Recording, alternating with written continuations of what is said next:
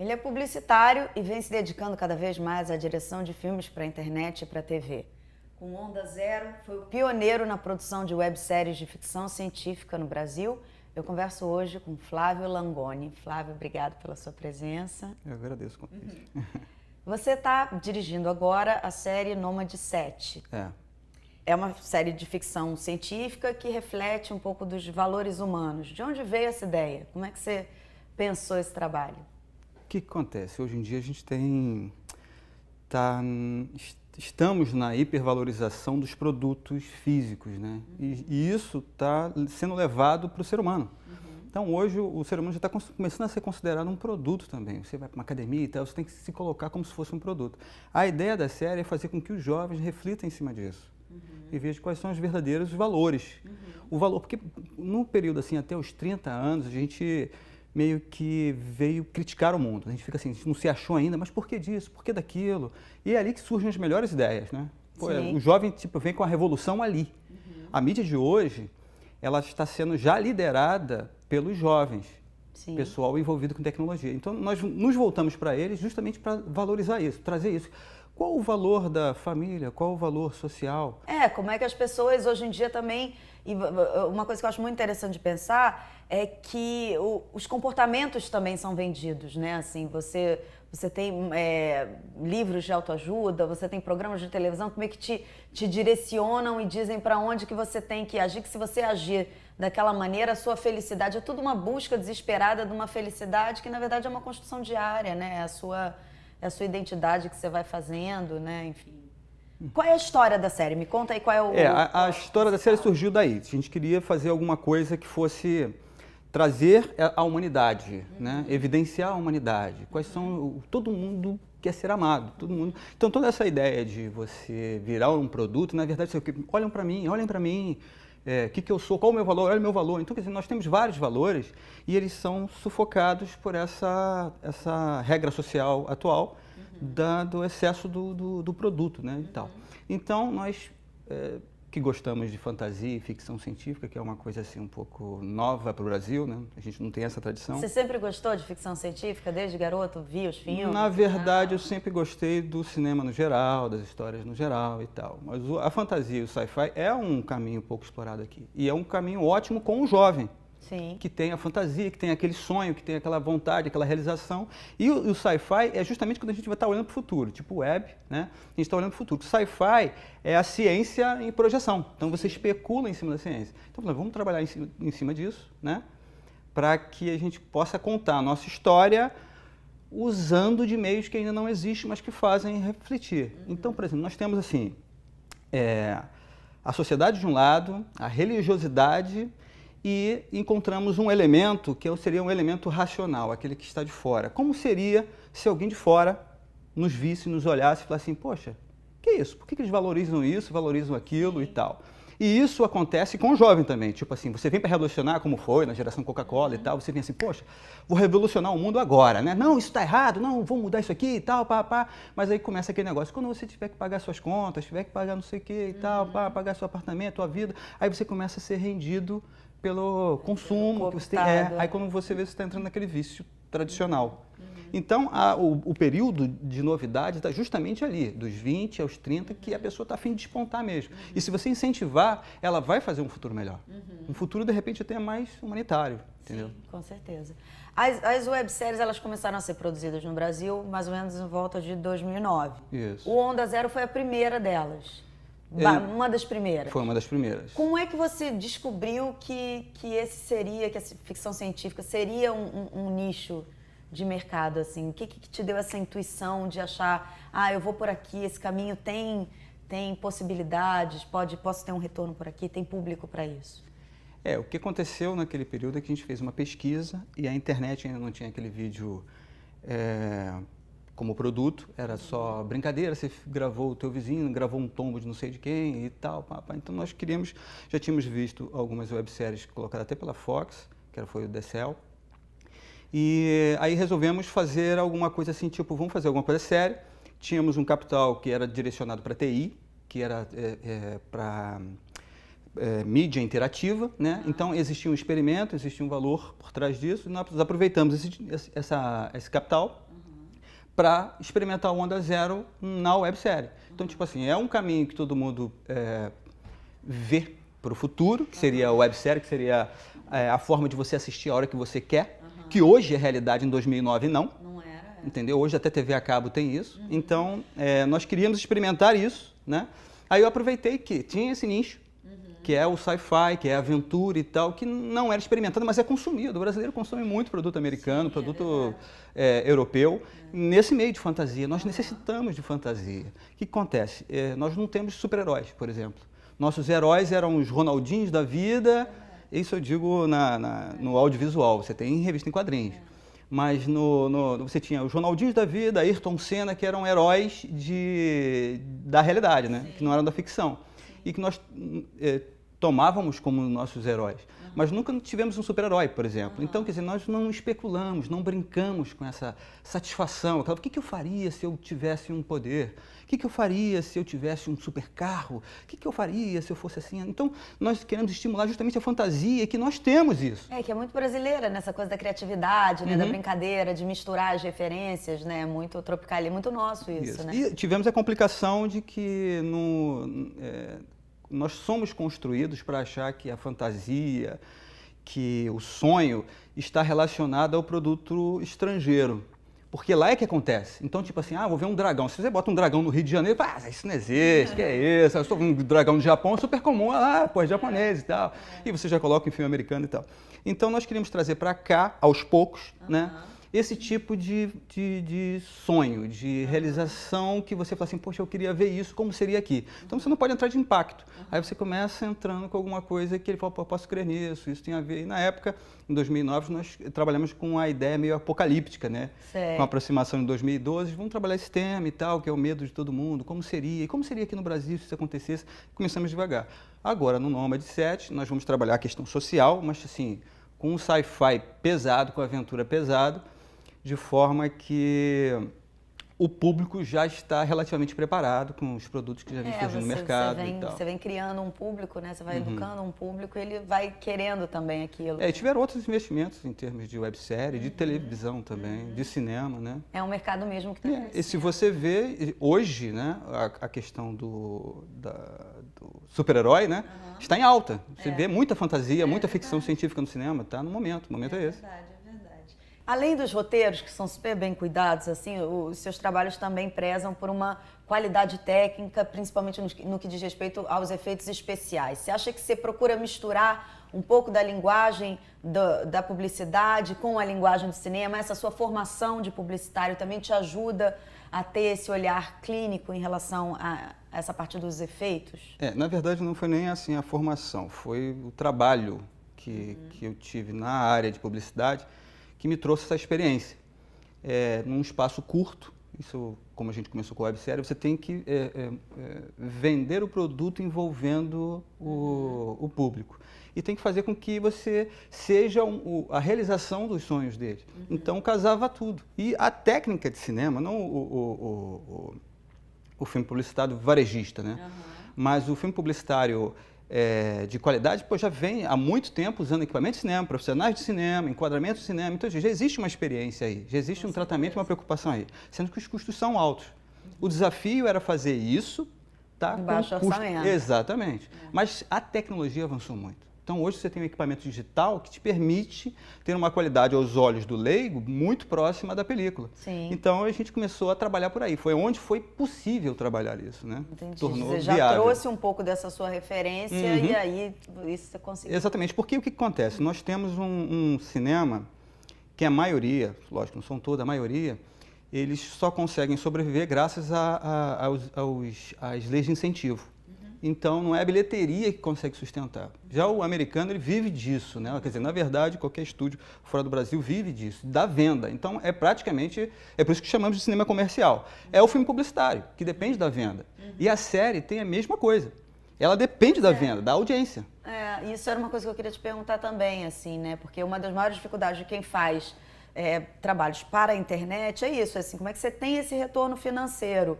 Como é que você pensa essa questão? Assim, você também acha que também esse olhar de publicitário também te trouxe um pouco dessa visão de como comercializar esse tipo de trabalho? Como é que você vê isso? Isso já começou lá no Onda Zero, na experimentação, tipo. Qual é o retorno que vocês têm? Na verdade, no Onda Zero eu tinha um orçamento já. Então, tipo, era um orçamento para um tipo de trabalho, que foi na área de TI, que nós aproveitamos para experimentar a websérie. Então, a gente não tinha ideia de como seria o retorno, ninguém tinha ideia naquela época. Mas é como na televisão, depois você vai tendo patrocinadores que vão anunciando na sua página e aí... O que nós fomos descobrindo com o passar do tempo é que as coisas estão se formando, ainda tem muita novidade, ainda tem muita forma, ainda existe muita forma que você pode explorar para viabilizar financeiramente, tá? Mas de lá para cá o que nós vimos foi o seguinte, se você tem visibilidade, você tem a moeda do momento. A sua reputação é a moeda do momento. Então, no momento que você... Aliás, se você perceber, até as séries e novelas e tal estão se rendendo a isso, já que muita gente está baixando pela internet, está vendo online, quer parar, quer pular comercial que já existia antes, não tem mais o comercial e tal. Aí o que acontece? Você tem que colocar o produto dentro quase um personagem, dentro da história. Sim. Né? Então, é ali que você começa a sustentar. E é assim que a crise no mercado americano... Uma espécie de merchandising. Exatamente, mas é diferente. Você não pode chegar e dizer assim, estou vendendo um produto. Você tem que estou saber... bebendo no refrigerante vermelhinho e preto. Isso assim fica muito descarado, é a pior publicidade que existe, né? Isso vai queimar em vez de ajudar. Você vê como o produto ajuda a contar a história. É mais ou menos o que acontece com um jogador de futebol com a blusa dele lá e tal. Pá. Então, nós colocamos na história de uma forma que ele é quase um personagem. Ele está ali, está presente, mas ele está vinculado a uma pessoa, a um tipo de sonho, a um tipo de prazer, a um tipo... Então é assim que você coloca o produto ali dentro, é assim que você começa a sustentar a série. Dali, se você ganha popularidade e tal, vai surgindo outros meios, mas o website em si, ele não é a fonte de renda. O que você precisa, sim, como qualquer produto para TV e tal, é audiência. Né? E a audiência você consegue assim, você tem que fornecer o produto de graça. Essa é a revolução da internet, né? Que veio da época da música e tal. Você fornecer de graça, né? E ali dentro os produtos físicos, né? É que vão te sustentar todo. Visto o exemplo do Porta dos Fundos, né? Que eles começaram com um trabalho que já vinham executando na área de humor, que trouxeram do stand-up, né? E foram para a web experimentar aquela coisa tudo. Teve, obviamente, por ser comédia, que é uma coisa que você pode trabalhar curto e tal, era o formato mais simples de você executar, agora as ideias deles são fantásticas. Aí fez com que o público, olha aqui, dá aqui, brinca com um, brinca com o outro, manda e tal, vira aquele negócio todo. Então, com isso, eles começaram a brincar com alguns produtos que gostaram e começaram a E até trouxeram eles para outros. Inicialmente começaram a bancar a produção. E agora cada um consegue sobreviver a mais no Plus, né? Com relação aos produtos, por causa da reputação deles, que é a moeda atual. Mas aí no caso do Porta dos Fundos, por exemplo, eles fazem pílulas, são videozinhos de 2, 3 minutos. É o formato. As séries, elas têm quanto tempo de duração? Olha, inicialmente, quando nós fizemos essa pesquisa, nós sabíamos que o vídeo não podia ter mais de 7 minutos. Sei. Mas com o costume... Como se fossem pequenos curtas-metragens. Isso foi em 2009. Tá. Hoje, você já tem um hábito de assistir vídeos maiores, produtos maiores, escutar música pela internet. Você já está um pouco acostumado, graças às TVs de Smart, né? A Smart TV, né? Que você pode acessar a internet, você pode assistir várias TVs por stream, né? E algumas já estão produzindo séries exclusivamente para stream. E vem cá, a internet hoje em dia é um lugar que você tem uma variedade absurda de conteúdo, gente postando coisa o dia inteiro, vídeos e tal.